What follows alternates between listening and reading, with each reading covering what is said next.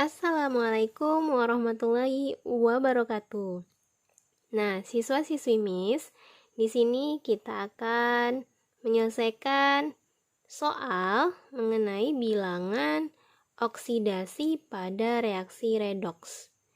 Nah, soal yang pertama yaitu tentukan biloks dari unsur S dalam senyawa K2SO4. Nah, perhatikan bersama ya. Di sini K2SO4 merupakan senyawa ya. Sehingga biloks dari senyawa itu adalah 0. Oke. Jadi untuk mencari unsur S dalam senyawa K2SO4, maka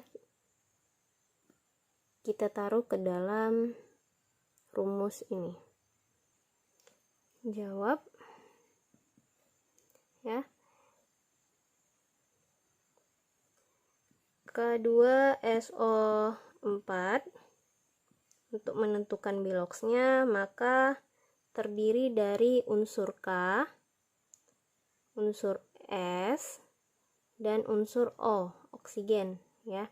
Jadi untuk mencari biloksnya itu maka kita mencarinya biloks ya, bilangan oksidasi.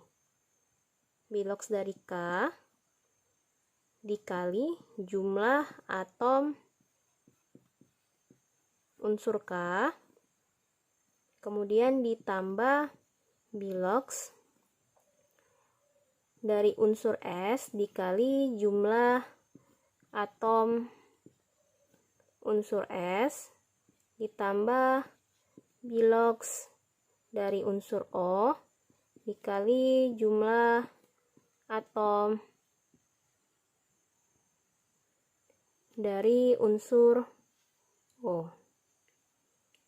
Nah, kemudian karena unsur K merupakan golongan 1 ya nak, jadi untuk si K ini biloksnya itu karena biloks dari golongan 1A itu adalah positif 1 ya. Jadi untuk biloksnya K maka di sini sudah diketahui adalah positif 1. Nah, untuk jumlah atomnya, jumlah atom unsur K adalah 2. Jadi positif 1 dikali 2. Kemudian ditambah biloks dari si S. Nah, karena si S ini yang ditanya, maka biloks S kita tulis biloks S dikali jumlah atom S. Di sini adalah 1.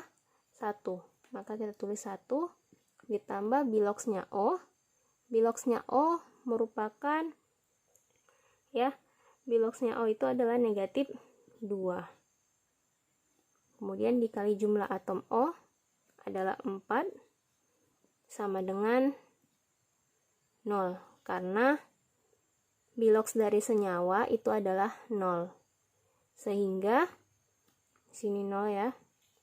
Sehingga positif 1 kali 2 adalah positif 2. Kemudian ditambah biloks S karena dikali 1 ya.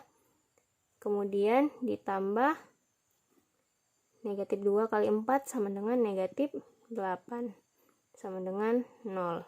Maka 2 dikurang 8 hasilnya adalah negatif 6. Maka biloksnya S dikurang 6 sama dengan 0. Maka biloksnya S adalah positif 6. Oke. Nah, kita masuk ke nomor 2. Jadi, di sini siswa-siswi Miss dengan mengetahui biloksnya, tentukan oksidasi dan reduksi dari persamaan reaksi ini. Ya. Nah, untuk mengetahui apakah dia reaksi oksidasi ataupun reduksi, maka kita cari terlebih dahulu biloks dari setiap unsur-unsurnya. Oke. Nah, kita lihat di sini unsur K itu merupakan golongan 1A. Sehingga unsur K di sini biloxnya adalah positif 1. Sehingga ya, unsur I di sini biloxnya adalah negatif 1. Karena senyawa Ki ini biloxnya adalah sama dengan 0, sehingga positif 1 tadi dipindahkan ruas ke sebelah kiri ya. Hasilnya jadi negatif 1. Kemudian kita lihat di sini Cl2. Cl2 sini merupakan unsur bebas. Nah, kalau unsur bebas seperti yang Miss katakan, itu adalah pada pertemuan sebelumnya itu biloxnya sama dengan 0. Sehingga di sini biloxnya Cl2 adalah 0. Ya. Kemudian di sini untuk biloxnya si Cl ya, karena si K adalah golongan 1, prioritasnya lebih tinggi, jadi di sini dia positif 1. Pindah ruas untuk si Cl biloxnya adalah negatif 1. Kemudian untuk iodida, nah sini unsur bebas ya, sehingga biloxnya adalah 0. Nah kemudian kita lihat di sini si unsur I ya, unsur iodin dari reaktan menuju produk, hasilnya dari negatif 1 ke 0. Berarti kalau misalnya seperti ini, peristiwa apa? Adalah terjadinya kenaikan oksidasi. Nah, terjadinya kenaikan oksidasi merupakan reaksi oksidasi. Nah, sementara Cl dari 0 ke negatif 1, sehingga terjadi penurunan oksidasi, merupakan reaksi reduksi. Sampai di sini paham anak-anak? Oke. Kita masuk ke contoh soal nomor 3. Nah, di contoh soal nomor 3 di sini yaitu jelaskan dengan menggunakan perubahan bilangan oksidasi, peristiwa reduksi dan oksidasi, serta tunjukkan zat oksidator dan zat reduktor. Nah, untuk mengetahui peristiwa reduksi dan oksidasi, maka kita harus mengetahui masing-masing bilox dari tiap unsur. Nah, kita lihat ya, di sini ada Ca. Ca itu merupakan unsur bebas. Ya, maka biloxnya adalah 0. Kemudian si H. Karena di sini unsur bebas H2-nya ya, maka kita cari di sini adalah si H biloxnya. Si Cl karena dia merupakan golongan 7A, maka dia biloxnya adalah negatif 1, sehingga si H adalah positif 1. Pindah ruas ya. Kemudian di sini si CaCl2. Nah, si Ca ya, untuk mengetahui Ca, maka si Cl ini dia merupakan biloxnya adalah negatif 1. Negatif 1 dikali 2 sama dengan negatif 2. Negatif 2 dipindahkan ruas jadi positif 2. Karena CaCl2 merupakan senyawa, sehingga biloxnya sama dengan 0. Maka ketika si Cl2 negatif 2, biloxnya pindahkan ruas jadi si Ca merupakan positif 2 biloxnya. Nah, untuk si H karena dia unsur bebas, maka biloxnya 0. Jadi kita lihat di sini si Ca dari 0 ke positif 2. Terjadi kenaikan bilangan oksidasi, sehingga terjadi peristiwa oksidasi.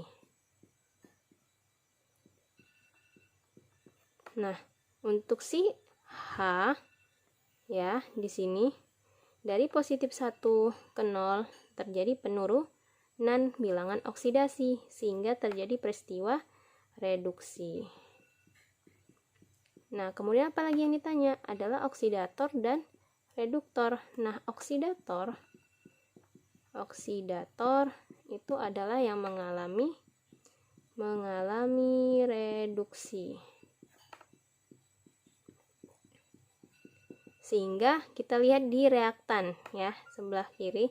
Jadi Si reduksi di sini senyawanya yang mengalami reduksi adalah HCl. Nah, untuk hasil reduksi, hasil baru H2 ya. Hasil. Sini hasil reduksi. Baru H2, nah. Oke. Nah, kemudian ditanya adalah reduktor. Adalah mengalami oksidasi. Nah, kita lihat reaktannya yang mengalami oksidasi adalah unsur Ca. Sementara hasil oksidasinya adalah CaCl2.